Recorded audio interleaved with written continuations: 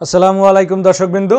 আজকে একটা ৪৫ feet by ৩৯ fit জমির উপরে একটা ২ ইউনিটের ৩তলা বাড়ির ড্রয়িং আপনাদেরকে আমি দেখানোর চেষ্টা করব এবং এর বিস্তারিত আপনাদের মাঝে আমি তুলে ধরব। আমি ইঞ্জিনিয়ার ফাহাদ, আসি মানিক ইঞ্জিনিয়ার পক্ষ থেকে। দর্শকবৃন্দু, এই রকমের যাদের ২ কাঠা থেকে ২.৫ কাঠা ৩ কাঠার মধ্যে জমি আছে এবং এই জমিতে একটা বাড়ি করবেন প্ল্যান করতেছেন, সেটা হোক আপনি থাকার জন্য কিংবা ভাড়া দেওয়ার জন্য, বাট এটা হেল্পফুল হবে যে আপনি বুঝতে পারবেন, একটা আইডিয়া করতে পারবেন যে আপনার এই জমির উপরে আপনি কী রকমের করলে ভালো হবে, এর রুমের ভিতরের ফাংশনাল ব্যাপারগুলো কিভাবে হবে, কয়টা রুম পাবেন ইত্যাদি। দর্শকবৃন্দু, আমরা দেরি না করে শুরু করি।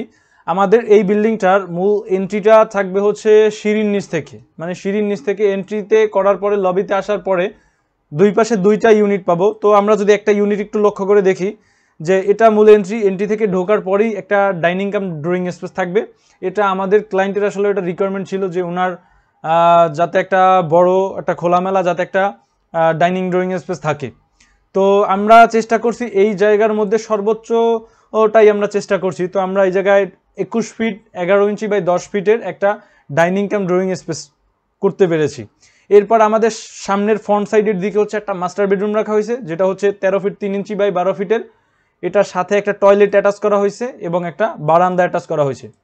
আর এরপরে পিছনের সাইডে আমরা যদি একটু লক্ষ্য করি যে কর্নার দিক থেকে একটা ১২ ফিট বাই ১২ ফিটের একটা রুম রাখা হয়েছে এবং টয়লেট রাখা হয়েছে, যেটা ৮ ফিট ৬ ইঞ্চি বাই ৪ ফিটের একটা টয়লেট রাখা হয়েছে। মূলত এটা কমন টয়লেট হিসেবে ব্যবহৃত হবে এবং এই ফ্লোরে বা এই ইউনিটটায় প্রত্যেকটা ইউনিট ২টা করেই টয়লেট রাখা হয়েছে, যেটা হচ্ছে একটা হচ্ছে কমন টয়লেট হিসেবে, যেটা এইমাত্র দেখলেন, আর পরবর্তী আগে একটা যেটা দেখলেন ওটা হচ্ছে মাস্টার বেডরুমের সাথে অ্যাটাচ থাকতেছে।